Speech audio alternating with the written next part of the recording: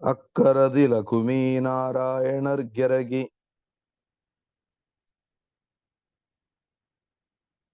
ತದ್ಭಕ್ತ ಮಧ್ವಮುನಿಗೆ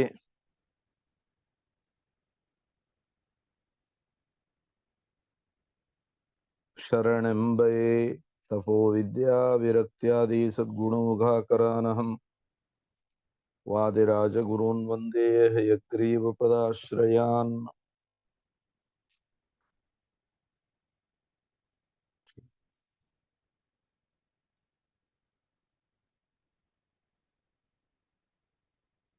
ಅರವತ್ತಾರನೇ ನುಡಿ.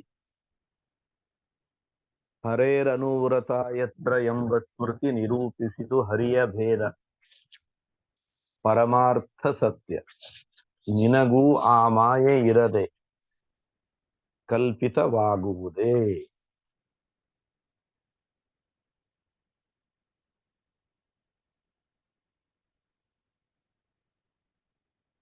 ನಯತ್ರ ಮಾಯಾ ಎಂಬಂತಹ ನವರ್ತತೆ ಯತ್ರ ರಜಸ್ತಮಸ್ತಯೋಹೋ ಅನ್ನುವಂತಹ ಭಾಗವತ ಶ್ಲೋಕದಿಂದ ಯಾವ ಯಾವ ಪ್ರಮೇಯಗಳು ಸಿದ್ಧ ಆಗ್ತದೆ ಅನ್ನೋದನ್ನು ಹೇಳ್ತಾ ಇದ್ದಾರೆ. ಅದರಲ್ಲಿ ಹಿಂದಿನ ನುಡಿಯಲ್ಲಿ ಮುಕ್ತಿಯಲ್ಲಿರುವಂತಹ ಭೇದ ಸತ್ಯ ಅಂತ ಸಿದ್ಧ ಆಗ್ತದೆ ಅಂತ ಪ್ರತಿಪಾದನೆ ಮಾಡಿದ್ದಾರೆ. ಇಲ್ಲೂ ಕೂಡ ಮುಕ್ತಿಯಲ್ಲಿರತಕ್ಕಂತಹ ಭೇದ ಸತ್ಯ, ಪಾರಮಾರ್ಥಿಕ ಸತ್ಯ ಅನ್ನೋದನ್ನು ಹೇಳ್ತಾ ಇದೆ. ಯಾಕೆ ಅಂದ್ರೆ ಹರೇರನುವ್ರತ ಯತ್ರ ಎಂದು ಸ್ಮೃತಿ ನಿರೂಪಿಸಿತು ಹರಿಯ ಭೇದ ಪರಮಾರ್ಥ ಸತ್ಯ. ಇದು ಭಾಗವತ ಶ್ಲೋಕದ್ದೇ ಉತ್ತರಾರ್ಧ ಭಾಗ. ಹರೇರನುವ್ರತ ಯತ್ರ ಸುರಾಸುರಾರ್ಚಿತಾ. ಸ್ಮೃತಿ ಅಂದ್ರೆ ಭಾಗವತ ಪುರಾಣದ ಶ್ಲೋಕ ಅಂತ ಅಭಿಪ್ರಾಯ. ಸಾಮಾನ್ಯವಾಗಿ ಶ್ರುತಿ ಸ್ಮೃತಿ. ಶ್ರುತಿ ಅಂದ್ರೆ ಅಪೌರುಷೇಯವಾದ ವೇದವಾಂಗ್ಮಯ, ಸ್ಮೃತಿ ಅಂದ್ರೆ ಪೌರುಷೇಯವಾದಂತಹ ಪುರಾಣೇತಿಹಾಸ ಗ್ರಂಥಗಳು. ಎಲ್ಲವನ್ನೂ ಸಂಗ್ರಹ ಮಾಡಲಿಕ್ಕೆ ಸ್ಮೃತಿ ಎಂಬ ಶಬ್ದವನ್ನ ಪ್ರಯೋಗ ಮಾಡ್ತಾರೆ. ಆದ್ದರಿಂದ ಪುರಾಣಗಳಲ್ಲಿ ಶ್ರೇಷ್ಠವಾದ ಭಾಗವತ. ಈ ಭಾಗವತದ ಹರೇರನುವ್ರತ ಎಂಬ ಸ್ಮೃತಿ ಅಂದ್ರೆ ಭಾಗವತದ ಈ ಶ್ಲೋಕ ನಿರೂಪಣೆ ಮಾಡ್ತಾ ಇದೆ. ಏನ್ ನಿರೂಪಣೆ ಮಾಡ್ತಾ ಇದೆ? ಹರಿಯ ಭೇದ ಪರಮಾರ್ಥ ಸತ್ಯ.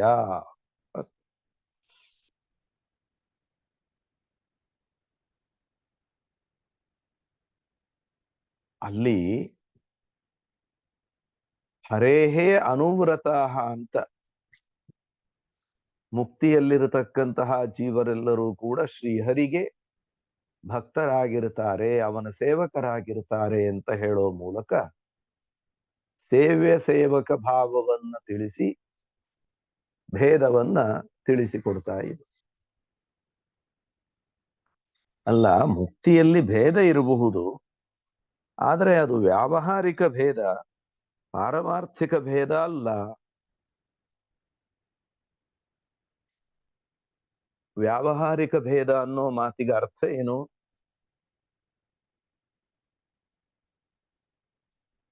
ವ್ಯಾವಹಾರಿಕ ಭೇದ ಅಂದ್ರೆ ಅವಿದ್ಯೆಯಿಂದ ಕಲ್ಪಿತವಾಗಿರುವಂತಹ ಭೇದವನ್ನ ವ್ಯಾವಹಾರಿಕ ಭೇದ ಅಂತ ಕರೆಯುವಂಥದ್ದು.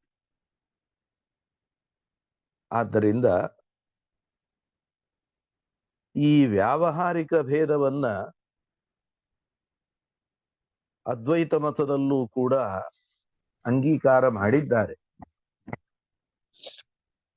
ಮುಕ್ತಿಗಿಂತ ಮೊದಲು ಸಂಸಾರದಲ್ಲಿ ಅಜ್ಞಾನದಿಂದ ಕಲ್ಪಿತವಾದ, ಅವಿದ್ಯೆಯಿಂದ ಕಲ್ಪಿತವಾದ ಭೇದ ಇದೆ, ಕಾಲ್ಪನಿಕ ಭೇದ ಇದೆ, ಪಾರಮಾರ್ಥಿಕವಾಗಿ ಭೇದ ಇಲ್ಲ ಅಂತ ಅದ್ವೈತ ಮತದಲ್ಲಿ ಹೇಳು.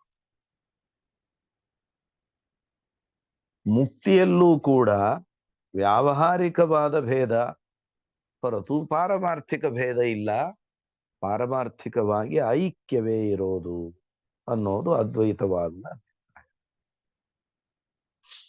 ಅದನ್ನೀಗ ವಾದಿರಾಜರು ನಿರಾಕರಣೆ ಮಾಡ್ತಾ ಇದ್ದಾರೆ. ಮುಕ್ತಿಯಲ್ಲಿ ಭೇದ ಇದೆ ಅಂತ ಹೇಳ್ತಾ ಆ ಭೇದ ಪಾರಮಾರ್ಥಿಕ ಸತ್ಯವೇ ಹೊರದು ವ್ಯಾವಹಾರಿಕ ಅಲ್ಲ. ಯಾಕೆ? ಮುಕ್ತಿಯಲ್ಲಿರೋ ಭೇದ ವ್ಯಾವಹಾರಿಕ ಅಂತ ಆಗಬೇಕಾದ್ರೆ ಅವಿದ್ಯೆಯಿಂದ ಅದು ಕಲ್ಪಿತ ಆಗುತ್ತೆ, ಮಾಯೆಯಿಂದ ಕಲ್ಪಿತ ಆಗುತ್ತೆ. ಆದರೆ ನಯತ್ರ ಮಾಯಾ ಎಂಬಂತಹ ಆ ಭಾಗವತದ ಶ್ಲೋಕ, ಯತ್ರ ಯಾವ ಶ್ವೇತದ್ವೀಪಾದಿ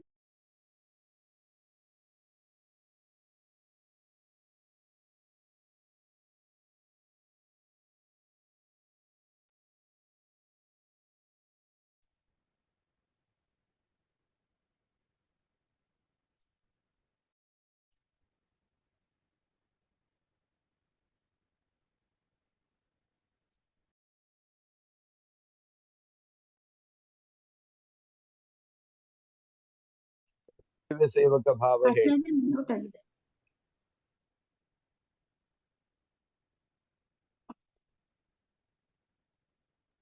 ನಂದು ಮ್ಯೂಟ್ ಆಗಿಲ್ವಲ್ಲ?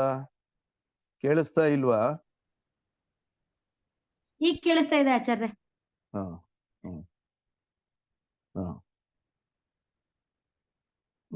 ಮುಕ್ತಿಯಲ್ಲಿ ಸೇವೆ ಸೇವಕ ಭಾವವನ್ನು ಹೇಳ್ತಾ ಇರೋದರಿಂದ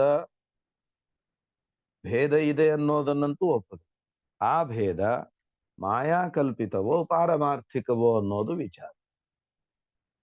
ನಯತ್ರ ಮಾಯಾ ಎಂಬುದಾಗಿ ಭಾಗವತ ಶ್ಲೋಕದಲ್ಲಿ ಶ್ವೇತದ್ವೀಪಾದಿ ವಿಷ್ಣು ಲೋಕಗಳಲ್ಲಿ ಮಾಯಾ ಇಲ್ಲ ಅಂತ ನಿಷೇಧ ಮಾಡಿದ್ದರಿಂದ ಮಾಯಾ ಕಲ್ಪಿತವಾದ ಭೇದ ಇರ್ಲಿಕ್ಕೆ ಸಾಧ್ಯ ಇಲ್ಲ. ಹಾಗಾಗಿ ಅಲ್ಲಿರೋ ಭೇದ ಏನಾಗಬೇಕು? ಪಾರಮಾರ್ಥಿಕವೇ ಆಗುತ್ತೆ. ಆದ್ರಿಂದಲೇ ಹೇಳ್ತಾರೆ, ನಿನಗೂ ಆ ಮಾಯೆ ಇರದೆ ಕಲ್ಪಿತವಾಗುವುದೇ. ನಿನ್ನ ಮತದಲ್ಲಿ ಯಾವುದೇ ಒಂದು ವಸ್ತು ಕಲ್ಪಿತ ಅಂತ ಆಗಬೇಕಾದರೆ ಮಾಯಾ ಬೇಕು. ಮಾಯಾ ಇಲ್ದೆ ಈ ಭೇದ ಕಲ್ಪಿತ ಅಂತ ನೀನಾದರೂ ಹೇಗೆ ಹೇಳ್ತೀಯ? ಇದು ಈ ನುಡಿಯ ಅಭಿಪ್ರಾಯ. ಆದ್ದರಿಂದ ಮುಕ್ತಿಯಲ್ಲಿರೋ ಭೇದ ಪಾರಮಾರ್ಥಿಕ ಸತ್ಯ ಎಂಬುದಾಗಿ ಸಿದ್ಧ ಆಗ್ತದೆ. ಈಶನ್ಮಾಯೆ ಇರೆ ಯತ್ರ ಮಾಯಾನೇತಿ ವ್ಯಾಸನ ಸಾಮಾನ್ಯ ನಿಷೇಧ ಹೇಸಿ ಕೂಡುವುದೇ ಹುಟ್ಟೊಂದು ಘಟವಿರಲು ನಾಸ್ತ್ಯತ್ರ ಘಟವೆಂದೆನ್ನುವರೇ.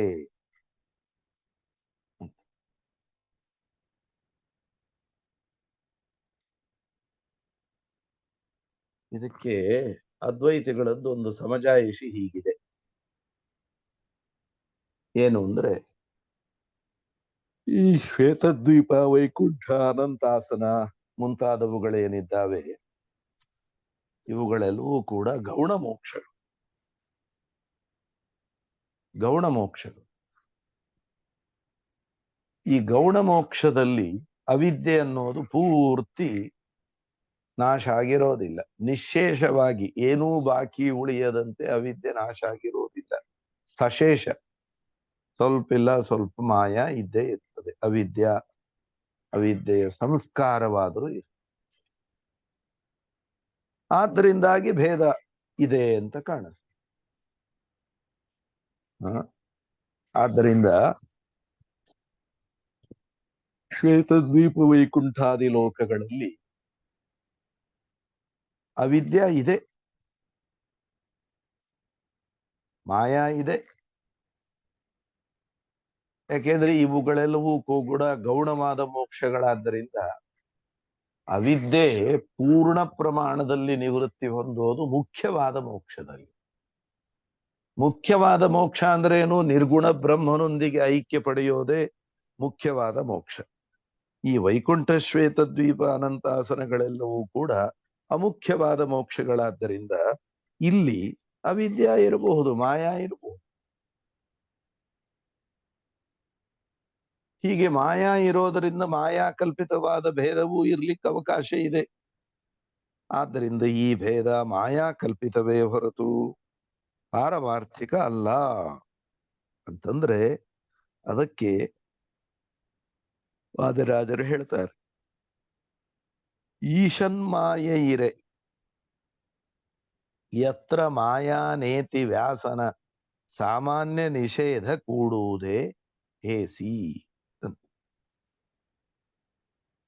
ಹೇಸಿ ಅಂತ ದುಷ್ಟ ಸ್ವಭಾವದವನೇ ಅಂತ ಆ ಅರ್ಥದಲ್ಲಿ ಸಂಬೋಧನೆ ಅದು.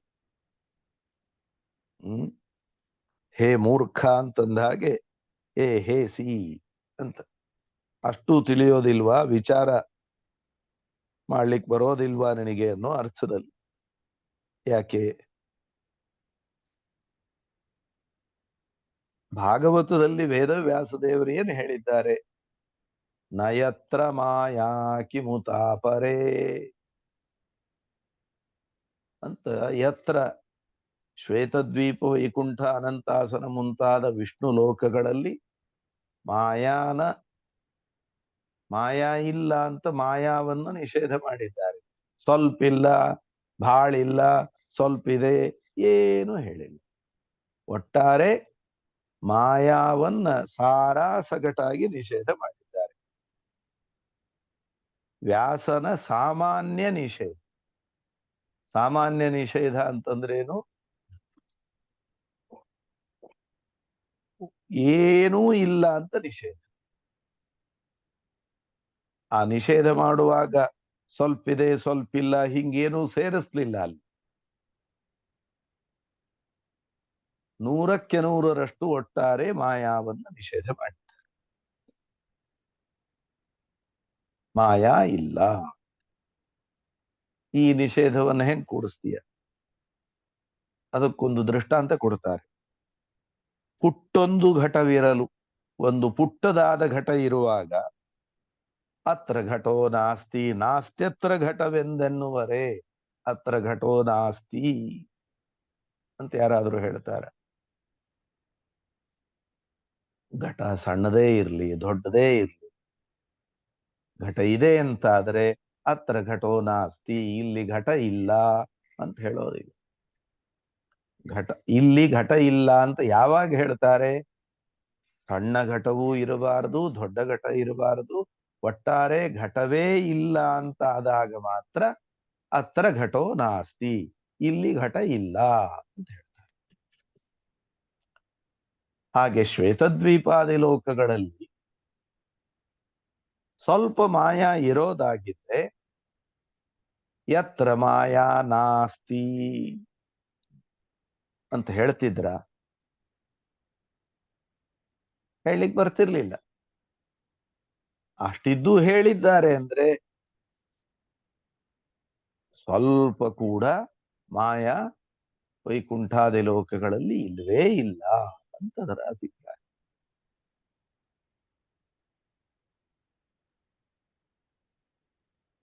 ಈ ಸಾಮಾನ್ಯ ನಿಷೇಧ ಅಂತ ಹೇಳಿದ್ರಲ್ಲ, ಇದರ ಅರ್ಥ ಏನು? ಈಗ ಪುಸ್ತಕ ಮೇಜಿನ ಮೇಲಿದೆ, ಬೀರುವಲ್ಲಿಲ್ಲ.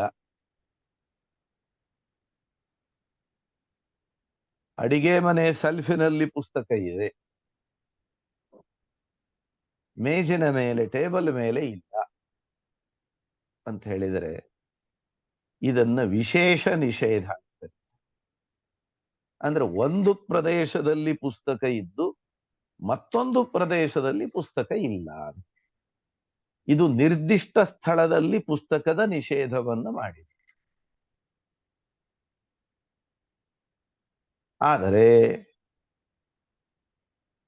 ನಮ್ಮಲ್ಲಿ ಪುಸ್ತಕ ಇಲ್ಲ ಅಂತ ಹೇಳಿದ್ರೆ ನಮ್ಮ ಮನೆಯಲ್ಲಿ ಎಲ್ಲೂ ಇಲ್ಲ, ಪುಸ್ತಕ ಎಲ್ಲೂ ಇಲ್ಲ, ನಾವು ಆ ಪುಸ್ತಕ ತಗೊಂಡೇ ಇಲ್ಲ, ನಮ್ಮ ಮನೆಯಲ್ಲಿ ಆ ಪುಸ್ತಕವೇ ಇಲ್ಲ, ಎಲ್ಲೂ ಇಲ್ಲ. ಆದ್ದರಿಂದ ನಮ್ಮಲ್ಲಿ ಪುಸ್ತಕ ಇಲ್ಲ ಅಂದ್ರೆ ಇದು ಸಾಮಾನ್ಯ ನಿಷೇಧ. ಯಾವುದೋ ಒಂದು ನಿರ್ದಿಷ್ಟ ಸ್ಥಳದಲ್ಲಿದ್ದು ಇನ್ನೊಂದು ನಿರ್ದಿಷ್ಟ ಸ್ಥಳದಲ್ಲಿ ಇಲ್ಲ ಅಂದ್ರೆ ಅದನ್ನ ವಿಶೇಷ ನಿಷೇಧ ಅಂತ ಕರೀತಾರೆ. ಭಾಗವತದಲ್ಲಿ ಮಾಯಾ ಇಲ್ಲ ಅಂತ ಹೇಳುವಾಗ ಸ್ವಲ್ಪ ಇದೆ, ಸ್ವಲ್ಪ ಇಲ್ಲ, ಹೆಚ್ಚಿಲ್ಲ ಏನೂ ಹೇಳದೇನೆ, ವಿಶೇಷ ನಿಷೇಧವನ್ನ ಮಾಡದೆ, ಹೆಚ್ಚು ಮಾಯಾ ಇಲ್ಲ, ಸ್ವಲ್ಪ ಇದೆ ಅಂದ್ರೆ ಅದು ವಿಶೇಷ ನಿಷೇಧ. ಸ್ಥಳ ವಿಶೇಷವೋ, ಪರಿಣಾಮ ವಿಶೇಷವೋ, ಕಾಲ ವಿಶೇಷವೋ ಏನನ್ನಾದ್ರೂ ಜೋಡಿಸಿಕೊಂಡು ನಿಷೇಧ ಮಾಡಿದರೆ ಅದನ್ನ ವಿಶೇಷ ನಿಷೇಧ ಅಂತ ಕರೆಯುತ್ತಾರೆ.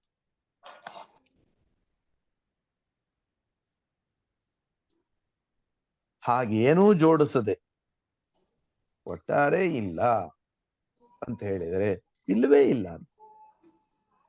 ಅದು ಸಾಮಾನ್ಯ ನಿಷೇಧ.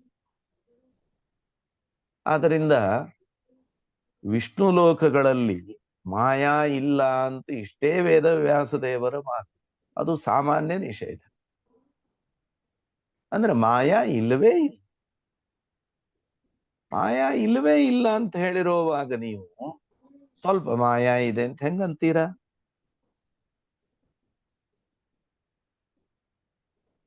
ಆದ್ದರಿಂದ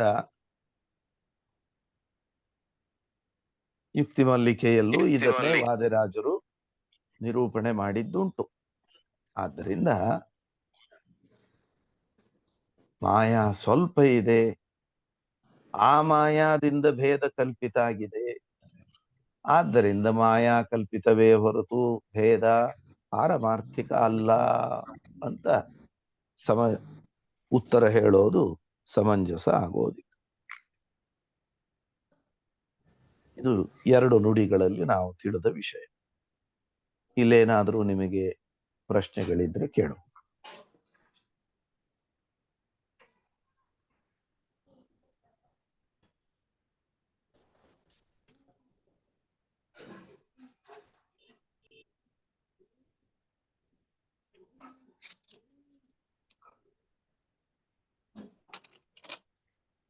ಏನಿಲ್ವಾ? ಮುಂದೆ ಹೋಗ್ಲಾ? ಆಚಾರ್ಯ, ಮೋಕ್ಷದಲ್ಲಿ ಭೇದ ಉಂಟಾ ಹಾಗಾದ್ರೆ?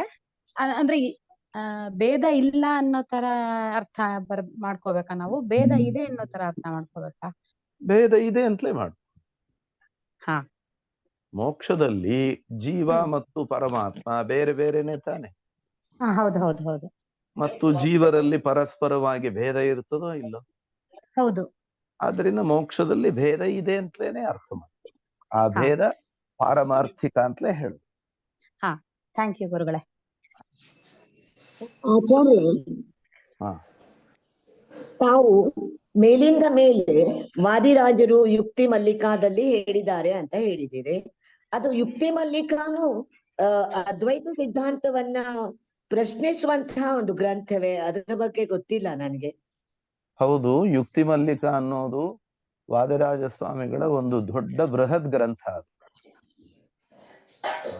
ಅದರಲ್ಲಿ ನಮ್ಮ ದ್ವೈತ ಸಿದ್ಧಾಂತದ ಪ್ರಮೇಯಗಳನ್ನ ಪ್ರತಿಪಾದನೆ ಮಾಡೋದರ ಜೊತೆಗೆ ಚಾರ್ವಾಕ, ಬೌದ್ಧ, ಜೈನ, ಸಾಂಖ್ಯ, ನೈಯಾಯಿಕರು, ವಿಶೇಷವಾಗಿ ಅದ್ವೈತ ಮತ, ಈ ಎಲ್ಲ ಮತಗಳ ವಿಮರ್ಶೆ, ನಿರಾಕರಣೆಯನ್ನ, ಅವರ ವಿಚಾರಗಳು ಯಾಕೆ ಸರಿಯಲ್ಲ ಅನ್ನೋದನ್ನ ವಾದಿರಾಜರು ಪ್ರತಿಪಾದನೆ ಮಾಡಿದ್ದಾರೆ. ಇದೇ ರೀತಿ ಜಯತೀರ್ಥರು ಮಾಡಿದ್ದಾರೆ ಅಂತ ಕೇಳಿದ್ದೀನಿ, ಹೌದಾ? ಹೌದು, ಜಯತೀರ್ಥರು ಮಧ್ವಾಚಾರ್ಯರ ಅನುವ್ಯಾಖ್ಯಾನ ಎಂಬ ಗ್ರಂಥಕ್ಕೆ ಶ್ರೀಮನ್ ನ್ಯಾಯ ಸುಧಾ ಅಂತ ಟೀಕೆಯನ್ನೇನು ಬರೆದಿದ್ದಾರೆ. ಅನುವ್ಯಾಖ್ಯಾನ ಬ್ರಹ್ಮಸೂತ್ರಗಳಲ್ಲಿ ಏನೇ ಈ ಎಲ್ಲಾ ಮತಗಳ ನಿರಾಕರಣೆ, ಅದನ್ನ ವಿಸ್ತಾರವಾಗಿ ಜಯತೀರ್ಥರು ನ್ಯಾಯ ಸುಧಾದಲ್ಲಿ ಮಾಡಿದ್ದಾರೆ.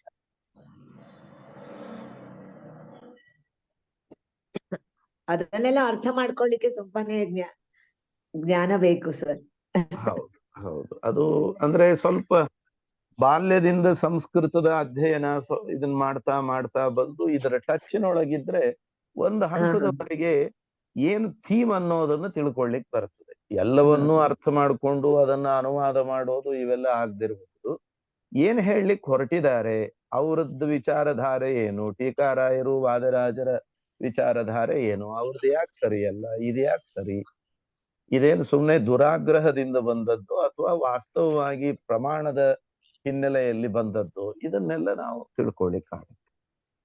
ಅಲ್ಲ, ಆಗಿನ ಕಾಲದಲ್ಲಿ ಒಂದು ಕಾಲಘಟ್ಟದಲ್ಲಿ ಒಂದು ಕಡೆ ಕುಳಿತು ಅವರೆಲ್ಲ ಆಲೋಚನೆ ಮಾಡಿ ಅಷ್ಟೆಲ್ಲ ಗ್ರಂಥ ಸಂಪಾದನೆ ಮಾಡಿದ್ದಾರೆ ಅಂದ್ರೆ ಹೌದು. ನಮ್ಮ ಕಲ್ಪನೆಗೂ ಮೀರಿದ್ದು ಮತ್ತು ಬಹಳಷ್ಟು ದೈವಿಕ ಖಂಡಿತ. ಒಂದು ಹೌದು, ಇದರಿಂದ ಮಾಡಿದ್ದಾರೆ ಅನ್ಸುತ್ತೆ. ಖಂಡಿತ ಖಂಡಿತ ಖಂಡಿತ ಖಂಡಿತ. ಟೀಕಾರಾಯರು ಜೋಳದ ರೊಟ್ಟಿಯನ್ನು ಮಾತ್ರ ಆಹಾರವಾಗಿ ಸೇವನೆ ಮಾಡಿಕೊಂಡು ಒಂದು ಗುಹೆ ಒಳಗ್ ಕೂತು ಈ ಎಲ್ಲ ಅದೇ. ಗ್ರಂಥಗಳನ್ನು ಬರೆದಿದ್ದಾರೆ. ದುರ್ಗಾದೇವಿ ಅವರಿಗೆ ಬರೀಲಿಕ್ಕೆ ಬೇಕಾದ ಲೇಖನ ಸಾಮಗ್ರಿಗಳನ್ನು ಕೊಟ್ಟಿದ್ಲು ಅಂತ ಅವರ ಚರಿತ್ರೆಯಲ್ಲಿ ಕೇಳ್ತೇವೆ. ಅಲ್ಲ, ಈ ರೀತಿ ಕಮೆಂಟ್ ಮಾಡ್ಲಿಕ್ಕೆ ಒರಿಜಿನಲ್ ಗ್ರಂಥಗಳು ಅದು ಎಲ್ಲ ಬೇಕಲ್ಲ ಅವರಿಗೆ. ಬೇಕಲ್ಲ, ಅದನ್ನೆಲ್ಲ ಅವರು ಅಧ್ಯಯನ ಮಾಡಿದ್ದಾರೆ ಮತ್ತು ಅವರ ಗ್ರಂಥಗಳ ವಾಕ್ಯಗಳನ್ನ ತಮ್ಮ ಗ್ರಂಥಗಳಲ್ಲಿ ಕೋಟ್ ಮಾಡಿದ್ದಾರೆ. ಅವರ ಗ್ರಂಥಗಳ ಹೆಸರು ಮಾತಾಡಿದ ಹಾಗಲ್ಲ, ಅದೆಲ್ಲ ಅಲ್ಲ ಸಂಪೂರ್ಣವಾಗಿ ಆಳವಾಗಿ ಅಧ್ಯಯನ ಮಾಡಿ ಒಂದು ಕಾಮೆಂಟ್ ಮಾಡಿದ್ದಾರೆ. ಖಂಡಿತ ಖಂಡಿತ ಖಂಡಿತ. ಅದನ್ನ ಆಲೋಚವಾಗ್ಲೇ ಮೈ ರೋಮಾಂಚನ ಅನ್ಸುತ್ತೆ. ನಿಜ ನಿಜ ನಿಜ ನಿಜ. ವಾದಿರಾಜರು ಹಾಗೆ, ಟೀಕಾರಾಯರು ಹಾಗೆ. ಹೇಳಿ. ಧನ್ಯವಾದಗಳು. ಅದೇ ಇಲ್ಲಿ ಎರಡು ತರಹದ ಭೇದ ನಮ್ಮ ಮಧ್ವಶಾಸ್ತ್ರದಲ್ಲಿ ಒಪ್ಪದಿಲ್ಲ. ಹಾಗಾದ್ರೆ ಭೇದ ಒಂದೇ ತರಹ ಅಂತಲ್ವಾ? ಹೌದು, ಪಾರಮಾರ್ಥಿಕ ಒಂದೇ. ಹೌದು. ಅವ್ರು ಹೇಳೋದು ಎರಡು ತರಹದ್ದು ಅಂತ ಹೇಳೋದು ಅದ್ವೈತಿಗಳು. ಹೌದು ಹೌದು. ಸರಿ ಸರಿ, ನಮಸ್ಕಾರ. ದೇವರ ಲೋಕದಲ್ಲೂ ಮಾಯೆ ಇದೆ ಅಂತ ಹೇಗೆ ಒಪ್ಪೋದು? ಅವನ ಒಂದು ಸಾನ್ನಿಧ್ಯವೇ ನಮ್ಮ ಜ್ಞಾನ ಸ್ವರೂಪ ಅಲ್ಲ?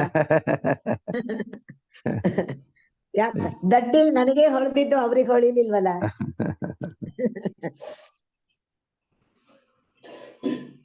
ಅದಕ್ಕೇನೆ ಅವ್ರೇನ್ ಮಾಡಿದ್ರು ಅಂದ್ರೆ, ಡಿವೈಡ್ ಅಂಡ್ ರೂಲ್ ಇದ್ದಾಗೆ ಮೋಕ್ಷವನ್ನೇ ಡಿವೈಡ್ ಮಾಡಿಬಿಟ್ರು.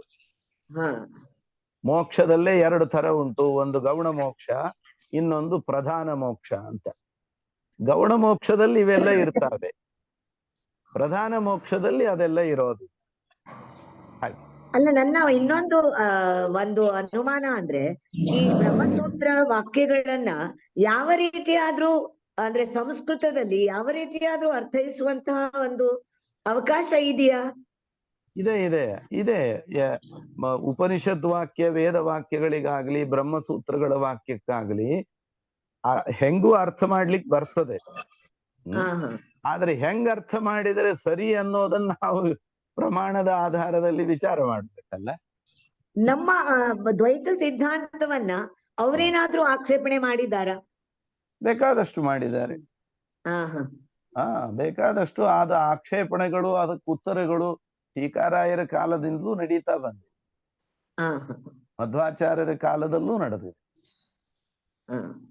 ಅದು ಟೀಕಾರಾಯರ ಕಾಲ, ಆಮೇಲೆ ವಿಜೇಂದ್ರ ಸ್ವಾಮಿಗಳು, ರಘುತ್ತಮ ತೀರ್ಥರು, ವ್ಯಾಸರಾಜರ ಕಾಲ, ವಾದಿರಾಜರ ಕಾಲ, ಅದು ಚರ್ಚೆ, ಪ್ರತಿ ಚರ್ಚೆ, ಖಂಡನೆ, ಮಂಡನೆ ಅನ್ನೋದು ಅದು ನಡೀತಾ ಇರೋದು. ಅದು ನಿಂತ ನೀರು ಆಗೋದಿಲ್ಲ, ಹರಿತಾ ಇರೋದು. ಅದು ನಡೀತಾ ಇದ್ರೇನೆ ನಿಜವಾಗಿ ತತ್ವ ಏನು ಅನ್ನೋದು ಹೊರಬರ್ತದೆ. ಅಲ್ಲ, ಟೀಕಾರಾಯರ ಬಗ್ಗೆ ಹೇಳುವಾಗ ಅವರಂತ ಒಂದು ಪ್ರಬುದ್ಧ ರೀತಿಯಲ್ಲಿ ಟೀಕೆ ಮಾಡುವಂತವ್ರು ಇನ್ನೂ ಹುಟ್ಟಬೇಕು ಅಂತ ಹೇಳ್ತಾರೆ ಬಲ್ಲವರು. ನಿಜ, ಹುಟ್ಟೋದಿಲ್ಲ. ಆದ್ರೆ ಅದರ ಮೇಲೆ ಆಕ್ಷೇಪಗಳನ್ನು ಮಾಡಿದವರು ಇದ್ದಾರೆ ಬೇಕಾದಷ್ಟು ಜನ. ಅದಕ್ಕೆ ಮುಂದೆ ಅದನ್ನು ಸಮರ್ಥನೆ ಮಾಡಿ ಟೀಕಾರಾಯರು ಹೇಳಿದ್ದು ಸರಿ ಇದೆ ಅಂತ ವ್ಯಾಸರಾಜರು ಮುಂತಾದವರು ತೋರಿಸ್ಕೊಟ್ಟಿದ್ದಾರೆ. ವಿಜೇಂದ್ರ ಸ್ವಾಮಿಗಳು, ರಾಘವೇಂದ್ರ ಸ್ವಾಮಿಗಳು, ರಘುತ್ತಮ ತೀರ್ಥರು ಮುಂತಾದವರೆಲ್ಲ ಟೀಕಾರಾಯರ ವಿಚಾರ ಸರಣಿ ಸರಿ ಇದೆ ಅಂತನ್ನೋದನ್ನು ತೋರಿಸ್ಕೊಟ್ಟಿದ್ದಾರೆ. ಜ್ಞಾನದ ಸ್ತರದಲ್ಲೂ ಸಮುದ್ರ ಮಥನ ನಡೀತಾನೆ ಇರ್ಬೇಕು, ಆವಾಗ್ಲೇ ಅದು ಅಮೃತ ಬರೋದೇನೋ. ಖಂಡಿತ. ಇನ್ನು 68ನೇ ನೋಡಿ. ನಿನ್ನಿಚ್ಛೆಗೆ ಬೇಕಾದ ಅರ್ಥ ಪೇಳುವುದೇ ಶಬ್ದ, ತನ್ನ ಶಕ್ಯವಾದ ಅರ್ಥವನೇ ಎನ್ನಬಹುದೈಸೆ, ತುಹಿನ ಪರ ಶಬ್ದ ವನ್ನಿ ಅರ್ಥವನ್ನು ನುಡಿಯುವುದೇ ಅಂತ.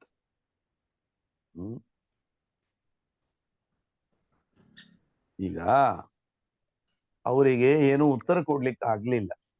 ಅದಕ್ಕೆ ಅವರು ಹೀಗೊಂದು ಬೇರೆ ಅಡ್ಡದಾರಿ ಹೇಳಿದ್ರು. ಏನಂದ್ರೆ, ನಯತ್ರ ಮಾಯಾ ಎಂಬುದಾಗಿ ಭಾಗವತದ ಶ್ಲೋಕದಲ್ಲಿ ವಿಷ್ಣು ಲೋಕಗಳಲ್ಲಿ ಮಾಯಾ ಇಲ್ಲ ಅಂತ ಹೇಳಿದ್ದಾರೆ, ನಿಜ. ಮಾಯಾ ಇಲ್ಲ ಅನ್ನೋದಕ್ಕೆ ಅರ್ಥ ಏನು? ಬಹಳ ಮಾಯಾ ಇಲ್ಲ, ಸ್ವಲ್ಪ ಮಾಯೆ ಇದೆ ಅಂತ ಅರ್ಥ. ಈಗ ಅರ್ಥ ನಾನು ಮಾಡ್ತೇನೆ ಅದಕ್ಕೆ ಅಂತ ಅದ್ವೈತಿಗಳು ಹೇಳ್ತಾರೆ. ಅಲ್ಲಿ ಮೋಘಮ್ಮಾಗಿದೆ ಶಬ್ದ, ಮಾಯಾ ಇಲ್ಲ. ವೈಕುಂಠಾದಿ ಲೋಕಗಳಲ್ಲಿ ಮಾಯಾ ಇಲ್ಲ ಅಂತ ಶಬ್ದ ಇದೆ. ಅದರ ಅಭಿಪ್ರಾಯ ಬಹಳ ಮಾಯಾ ಇಲ್ಲ, ಸ್ವಲ್ಪ ಮಾಯೆ ಇದೆ ಅಂತ ನಾನು ಅದಕ್ಕೆ ಹಾಗೆ ವ್ಯಾಖ್ಯಾನ ಮಾಡ್ತೇನೆ, ಹಾಗೆ ವಿವರಣೆ ಕೊಡ್ತೇನೆ ನಾನು. ಅಂತಂದ್ರೆ ಅಲ್ಲಪ್ಪ, ನಿನ್ ತಲೆ ಒಳಗೆ ಬಂದದ್ದನ್ನು ಶಬ್ದದಲ್ಲಿ ತೂರಿಸ್ಲಿಕ್ಕೆ ಹೋಗ್ಬೇಡ. ನಿನಗೇನು ಬೇಕೋ ಆ ಅರ್ಥವನ್ನ ಶಬ್ದದಿಂದ ತೆಗೀಲಿಕ್ಕೆ ಹೋಗ್ಬೇಡ. ಶಬ್ದ ಏನು ಹೇಳ್ತದೆ ಅನ್ನೋದನ್ನು ನಿನ್ನ ಇಚ್ಛೆಗೆ ಬೇಕಾದ ಅರ್ಥ ಶಬ್ದ ಪೇಳುವುದೇ. ನಿನ್ ಮನಸ್ಸಿಗೇನು ಬೇಕೋ ಆ ಅರ್ಥವನ್ನ ಶಬ್ದ ಹೇಳತ್ತ? ಹಾಗೆ ಹೇಳೋದಿಲ್ಲ. ಮತ್ತೇನು? ತನ್ನ ಶಕ್ಯವಾದ ಅರ್ಥವನೇ. ಯಾವಾಗಲೂ ಶಬ್ದಕ್ಕೆ ಒಂದೊಂದು ಅರ್ಥದೊಂದಿಗೊಂದು ಸಹಜವಾದ ಸಂಬಂಧ ಇದೆ. ಅದನ್ನ ಶಕ್ತಿ ಅಂತ ಕರೀತಾರೆ. ವಾಚ್ಯವಾಚಕ ಭಾವ ಸಂಬಂಧ. ಯಾವುದೇ ಶಬ್ದ ಆದರೂ ಕೂಡ ಒಂದೊಂದು ಅರ್ಥವನ್ನ ಸಹಜವಾಗಿ ತಿಳಿಸಿಕೊಡ್ತಾರೆ. ಪುಸ್ತಕ ಅಂತ ಶಬ್ದ ಅನೇಕ ಕಾಗದಗಳುಳ್ಳ ಬೇರೆ ಬೇರೆ ವಿಷಯಗಳ ಪ್ರತಿಪಾದನೆಯನ್ನ ಮಾಡಿರುವ ಒಂದು ವಸ್ತು ಅದು. ಅದನ್ನ ಪುಸ್ತಕ ಎಂಬ ಶಬ್ದ ತಿಳಿಸ. ಅಲ್ಲ, ಪುಸ್ತಕ ಎಂಬ ಶಬ್ದಕ್ಕೆ ಗಡಿಗೆ ಅಂತ ಯಾಕೆ ಅರ್ಥ ಆಗುವ? ಪುಸ್ತಕ ಎಂಬ ಶಬ್ದಕ್ಕೆ ಬಟ್ಟೆ ಅಂತ ಯಾಕೆ ಅರ್ಥ ಆಗ? ನನಗೆ ಹಾಗರ್ಥ ಹೇಳಬೇಕು ಅಂತ ಮನಸ್ಸುಂಟು. ಆದ್ರಿಂದ ನಾನು ಪುಸ್ತಕ ಅನ್ನೋ ಶಬ್ದಕ್ಕೆ ಬಟ್ಟೆ, ಗಡಿಗೆ ಅಂತ ಅರ್ಥ ಹೇಳ್ತೇನೆ. ನಿನ್ನ ಮನಸ್ಸಿಗೆ ಏನು ಬೇಕೋ ಆ ಅರ್ಥವನ್ನ ಶಬ್ದಗಳು ಹೇಳಲ್ಲಪ್ಪ. ಆ ಶಬ್ದಗಳಿಗೆ, ಯಾವುದೇ ಶಬ್ದಕ್ಕಾದರೂ ಒಂದು ವಸ್ತುವಿನ ಜೊತೆಗೆ ಸಹಜವಾದ ಒಂದು ಸಂಬಂಧ ಇರುತ್ತೆ. ಒಂದರ್ಥವನ್ನ ಅದು ತನ್ನ ಸಹಜವಾದ ಸಾಮರ್ಥ್ಯದಿಂದ ಅದು ತಿಳಿಸ. ಇದನ್ನ ಶಕ್ತಿ ಅಂತ ಕರೀತಾರೆ. ಶಬ್ದಗಳಿಗೆ ಈ ಅರ್ಥದಲ್ಲಿ ಶಕ್ತಿ ಇದೆ ಅಂದ್ರೆ ವಾಚ್ಯವಾಚಕ ಭಾವ ಸಂಬಂಧ ಇದೆ.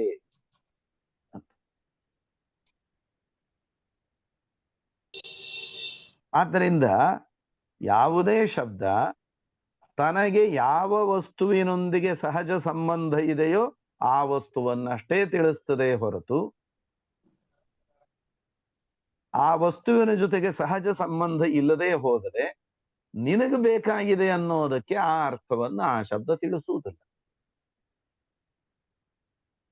ಪುಸ್ತಕ ಎಂಬ ಶಬ್ದಕ್ಕೆ ಚೌಕಾಕಾರದ ಅನೇಕ ಕಾಗದಗಳನ್ನ ಒಳಗೊಂಡ ಒಂದಷ್ಟು ವಿಷಯಗಳನ್ನ ಮುದ್ರಣ ಮಾಡಿರುವ ಕಾಗದಗಳ ಸಮೂಹ, ಬೈಂಡ್ ಆಗಿರೋ ಕಾಗದಗಳ ಒಂದು ಸಮೂಹ, ಇದು ಪುಸ್ತಕ ಎಂಬ ಶಬ್ದದ ಸಹಜವಾದ ಅರ್ಥ. ಇಲ್ಲ, ಪುಸ್ತಕ ಅನ್ನೋದಕ್ಕೆ ಬಟ್ಟೆ ಅಂತ ಅರ್ಥ ಹೇಳಬೇಕು ಅಂತ ನನಗೆ ಅಪೇಕ್ಷೆ ಇದೆ, ಆದ್ರಿಂದ ನಾನು ಹಾಗೆ ಅರ್ಥ ಹೇಳ್ತೇನೆ ಅಂತಂದ್ರೆ ಪುಸ್ತಕ ಶಬ್ದಕ್ಕೆ ಬಟ್ಟೆ ಅನ್ನೋ ಅರ್ಥದೊಂದಿಗೆ ಅಂತಹ ಸಹಜವಾದ ಸಂಬಂಧ ಇಲ್ಲ. ಆದ್ದರಿಂದ ಅದು ಆ ಅರ್ಥವನ್ನು ತಿಳಿಸಿಕೊಡೋದು. ಈ ಸಹಜವಾದ ವಾಚ್ಯವಾಚಕ ಭಾವ ಸಂಬಂಧವನ್ನ ಶಕ್ತಿ ಅಂತ ಕರೀತಾರೆ. ಶಬ್ದಗಳು ಶಕ್ತಿಯ ಮೂಲಕ ಹೇಳುವ ಅರ್ಥವನ್ನ ಶಕ್ಯಾರ್ಥ ಅಂತ ಕರೀತಾರೆ. ಕೆಲವೊಮ್ಮೆ ಈ ಶಕ್ತಿಯ ಮೂಲಕ ತಿಳಿಸಿಕೊಡುವ ಅರ್ಥ ಹೊಂದೋದಿಲ್ಲ ಅಂತನ್ನೋ ಪ್ರಸಂಗ ಇದ್ರೆ ಆವಾಗ ಆ ಶಕ್ಯಾರ್ಥಕ್ಕೆ ಸಮೀಪ ಇರುವ ಇನ್ನೊಂದು ಅರ್ಥವನ್ನ ತಿಳಿಸ್ತಾರೆ. ಅದನ್ನ ಲಕ್ಷ್ಯಾರ್ಥ, ಲಾಕ್ಷಣಿಕ ಅರ್ಥ ಅಂತ ಕರೀತಾರೆ. ನೋಡಿ, ಒಬ್ಬ ಕಾಶಿಗೆ ಹೋಗಿರ್ತಾನೆ ಯಾತ್ರೆಗೆ, ಕೈಯಲ್ಲಿ ತಂಬಿಗೆ ಪಂಜ ಎಲ್ಲ ಹಿಡ್ಕೊಂಡು ಸ್ನಾನಕ್ಕೆ ಅಂತ ಗಂಗೆಗೆ ಹೋಗ್ತಾನೆ. ಗಂಗೆಗೆ ಹೋಗುವಾಗ ದಾರಿಯಲ್ಲಿ ಯಾರೋ ಭೇಟಿ ಆಗ್ತಾರ ಆ ಊರ್ನವ್ರು. ಅವರನ್ನ ಕೇಳ್ತಾನೆ, ನಿಮ್ ಮನೆ ಎಲ್ಲಿದೆ ಅಂತ. ಅವನು ಭಾರಿ ಉತ್ಸಾಹ, ನಮ್ಮನೆ ಗಂಗೆ ಒಳಗೆ ಇದೆ, ನಮ್ಮನೆ ಗಂಗೆ ಎಲ್ಲಿದೆ. ಗಂಗೆ ಅಂದ್ರೇನು? ಹರಿಯುವ ನೀರಿನ ಪ್ರವಾಹ. ಗಂಗಾ ಅನ್ನೋ ಶಬ್ದಕ್ಕೆ ಗಂಗಾ ಎಂಬ ಹೆಸರಿರುವ ನದಿಯ ನೀರಿನ ಪ್ರವಾಹ. ಇದು ಗಂಗಾ ಎಂಬ ಶಬ್ದದ ಸಹಜವಾದ ಅರ್ಥ. ಮನೆ ಎಲ್ಲಿದೆ ಅಂತ ಕೇಳಿದ್ರೆ ಗಂಗೆ ಎಲ್ಲಿದೆ ಅಂತ ಉತ್ತರ ಕೊಟ್ಟ. ಅಂದ್ರೆ ಪ್ರವಾಹದಲ್ಲಿ ಮನೆ ಇದೆಯಾ? ಇರ್ಲಿಕ್ಕೆ ಸಾಧ್ಯನಾ? ಕೊಚ್ಕೊಂಡು ಹೋಗುತ್ತೆ. ಆವಾಗ ಗಂಗಾ ಅನ್ನೋ ಶಬ್ದಕ್ಕೆ ಏನೊಂದು ಸಹಜವಾದ ಸಂಬಂಧ ಇರೋ ಅರ್ಥ ಇದೆ, ಅದು ಇಲ್ಲಿ ಹೊಂದಾಣಿಕೆ ಆಗೋದಿಲ್ಲ. ಅದಕ್ಕೇನ್ ಅರ್ಥ ಮಾಡಬೇಕು? ಗಂಗಾ ನದಿಯ ಪ್ರವಾಹದ ಸಂಬಂಧ ಇರುವ ತೀರ ಅಂತ ಸೆಕೆಂಡ್ರಿ ಮೀನಿಂಗ್, ಎರಡನೇ ಹಂತದ ಅರ್ಥ. ಸಹಜ ಅರ್ಥದೊಂದಿಗೆ ಸಂಬಂಧ ಇರುವ ಇನ್ನೊಂದು ಅರ್ಥವನ್ನ ಗಂಗಾ ಎಂಬ ಶಬ್ದ ತಿಳಿಸ್ತದೆ. ಇದನ್ನ ಲಕ್ಷಣ ಅಂತ ಕರೀತಾರೆ. ಗಂಗಾ ಪ್ರವಾಹದ ಸಂಬಂಧ ತೀರಕ್ಕುಂಟು, ಗಂಗಾ ತೀರಕ್ಕುಂಟು. ಆವಾಗ ಏನರ್ಥ ಆಯ್ತು? ನಿನ್ನ ಮನೆ ಎಲ್ಲಿದೆ ಅಂದ್ರೆ ಗಂಗಾ ತೀರದಲ್ಲಿ. ಅಲ್ಲೋ ಮಾರಾಯ, ನೇರವಾಗಿ ಮನೆ ಎಲ್ಲಿದೆ ಅಂತ ಕೇಳಿದ್ರೆ ಗಂಗಾ ತೀರದಲ್ಲಿದೆ ಅಂತ ಹೇಳಿದ್ರೆ ನಿಂದೇನು ಗಂಟು ಹೋಗ್ತಿತ್ತು? ಇನ್ನೊಂದು ಎರಡು ಶಬ್ದ ಹೆಚ್ಚಿಗೆ ಹೇಳಿದಂಗೆ ಆಗ್ತಿತ್ತು ಅಷ್ಟೇ. ಅದು ಬಿಟ್ಟು ಗಂಗೆ ಎಲ್ಲಿದೆ ಅಂತ ಹೇಳಿ ಗೊಂದಲಕ್ಕೆ ಈಡು ಮಾಡಿ ಆಮೇಲೆ ಗಂಗಾ ತೀರ ಅಂತ ಸ್ಪಷ್ಟೀಕರಣ ಕೊಡೋ ಉದ್ದೇಶ ಏನು? ಆ ರೀತಿ ಅರ್ಥೈಸಿಕೊಳ್ಳೋ ಉದ್ದೇಶ ಏನು ಅಂದ್ರೆ ಹಾಗಲ್ಲ. ಈಗ ನೋಡಿ, ಗಂಗಾ ತೀರ ಅಂತಂದ್ರೆ ಗಂಗಾ ನದಿಯ ಸುತ್ತಮುತ್ತಲಿನ 10-15 ಕಿಲೋಮೀಟರ್ ಗಂಗಾ ತೀರನೇ ಆಗುತ್ತೆ. ಆದ್ರೆ ಅವನಿಗೆ ಏನ್ ಹೇಳಬೇಕಾಗಿದೆ? ನನ್ನ ಮನೆ ಗಂಗೆಗೆ ತುಂಬಾ ಸಮೀಪ, ಆ ಗಂಗೆಯ ಪವಿತ್ರವಾದ ನೀರು, ಅದರ ಗಾಳಿ ಯಾವಾಗಲೂ ನನ್ನ ಮನೆಗೆ ಬಡಿತಾ ಇದೆ, ತಂಪು ಗಾಳಿ ಬರ್ತಾ ಇರ್ತದೆ ಅಂತ. ಆ ಶೀತ ಗಾಳಿ, ತಂಪು ಗಾಳಿ, ಪಾವಿತ್ರ್ಯ ನನ್ನ ಮನೆಗೆ ಹೆಚ್ಚಿದೆ ಅನ್ನೋ ಒಂದು ಅಂಶವನ್ನು ತಿಳಿಸ್ಬೇಕಾಗಿ. ನೀವು ಗಂಗಾ ತೀರ ಅಂತಂದು ಬಿಟ್ಟಿದ್ರಿ ಅಂದ್ರೆ 10 ಕಿಲೋಮೀಟರ್ ದೂರದಲ್ಲಿದ್ರು ಅದು ಗಂಗಾ ತೀರವೇ. ಆವಾಗ ಈ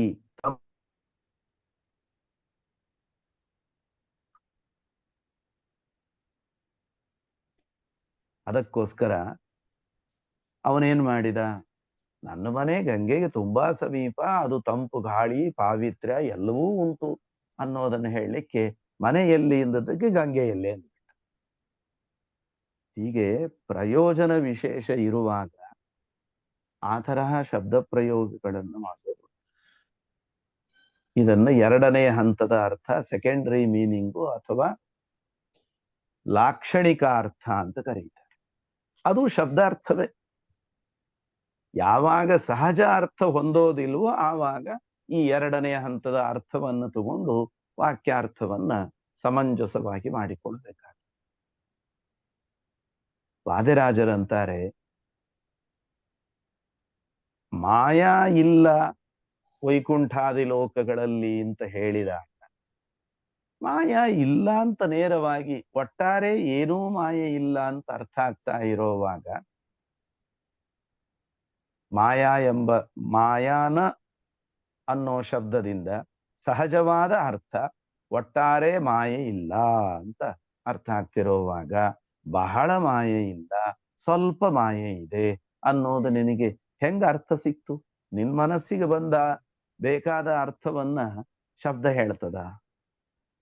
ಅದು ಶಕ್ತಿಯಿಂದ ಸಿಗೋ ಅರ್ಥವೂ ಅಲ್ಲ, ಲಕ್ಷಣದಿಂದ ಸಿಗುವ ಅರ್ಥವೂ ಅಲ್ಲ. ಆದ್ದರಿಂದ ಆ ರೀತಿಯಲ್ಲಿ ಶಬ್ದ ತನ್ನ ಮನಸ್ಸಿಗೆ ಬೇಕಾದ ನಿನ್ನ ಮನಸ್ಸಿಗೆ ಬೇಕಾದ ಅರ್ಥವನ್ನು ಹೇಳೋದು. ಅದಕ್ಕೊಂದು ದೃಷ್ಟಾಂತ ಕೊಡ್ತಾರೆ ವಾದಿರಾಜರೇ. ತುಹಿನ ಪರ ಶಬ್ದ ವನ್ನಿಯರ್ಥವನ್ನು ನುಡಿಯುವುದೇ. ತುಹಿನ ಅಂದ್ರೆ ಹಿಮ, ತಂಪು. ತುಷಾರಸ್ತುಹಿನಂ ಹಿಮಂ ಅಂತ. ತಂಪು, ಹಿಮದ ಗಡ್ಡೆ ಅನ್ನೋ ಅರ್ಥವನ್ನು ಕೊಡುವ ತುಹಿನ ಎಂಬ ಶಬ್ದ ಇದೆ, ಅಥವಾ ಹಿಮ ಎಂಬ ಶಬ್ದ ಇದೆ. ಅದು ಏನ್ ಅರ್ಥ ಕೊಡುತ್ತದೆ? ಹಿಮ, ತಂಪು ಅನ್ನೋ ಅರ್ಥ ಕೊಡುತ್ತದೆ ಹೊರತು ವನ್ನಿ ಅರ್ಥವನ್ನು ನುಡಿಯುವುದೇ. ಬೆಂಕಿ ಅನ್ನೋ ಅರ್ಥವನ್ನೇನಾದ್ರೂ ಹೇಳುತ್ತೋ ಅದು? ಹಿಮ, ತುಹಿನ ಅನ್ನುವಂತಹ ಶಬ್ದ ತಂಪು, ತಂಪು ಗಡ್ಡೆ ಅನ್ನೋ ಅರ್ಥವನ್ನ ಕೊಟ್ಟೀತೆ ಹೊರತು ಬೆಂಕಿ ಅನ್ನೋ ಅರ್ಥವನ್ನು ಕೊಡುತ್ತದ? ಇಲ್ಲ, ನನಗೆ ತುಹಿನ ಎಂಬ ಶಬ್ದಕ್ಕೆ ಬೆಂಕಿ ಅಂತ ಅರ್ಥ ಹೇಳಬೇಕು ಅಂತ ಮನಸ್ಸಾಗಿದೆ. ನಿನಗೆ ಮನಸ್ಸಾಗಿದೆ ಅಂತ ಅದು ಬೇಕಾದ ಅರ್ಥ ಹೇಳ್ತದೇನಪ್ಪ? ಹಾಗಿದ್ರೆ ತುಹಿನ ಶಬ್ದಕ್ಕೆ ಬೆಂಕಿ ಅಂತ ಅರ್ಥ ಹೇಳು. ಆ ರೀತಿ ಮನಸ್ಸಿಗೆ ಬಂದ ಅರ್ಥವನ್ನ ಶಬ್ದಗಳು ತಿಳಿಸುವುದಿಲ್ಲ. ಆ ಶಬ್ದಗಳಿಗೆ ಯಾವ ಅರ್ಥದ ಜೊತೆಗೆ ಸಹಜ ಸಂಬಂಧ ಇರ್ತದೋ ಅಷ್ಟನ್ನೇ ಅವುಗಳು ತಿಳಿಸ್ತವೆ. ಆದ್ದರಿಂದ ಯತ್ರ ಮಾಯಾನ ಅನ್ನುವಂತಹ ಭಾಗವತದ ಶ್ಲೋಕದಲ್ಲಿ ಮಾಯಾನ ಅಂದ್ರೆ ಒಟ್ಟಾರೆ ಮಾಯಾ ವೈಕುಂಠಾದಿ ಲೋಕಗಳಲ್ಲಿ ಇಲ್ಲ ಅಂತ ಅರ್ಥವೇ ಹೊರತು ಬಹಳ ಮಾಯಾ ಇಲ್ಲ, ಸ್ವಲ್ಪ ಮಾಯಾ ಇದೆ ಅಂತೆಲ್ಲ ಅರ್ಥ ನಿನ್ನ ಮನಸ್ಸಿಗೆ ಬಂದ ಹಾಗೆ ನೀನು ಹೇಳಬಾರದು.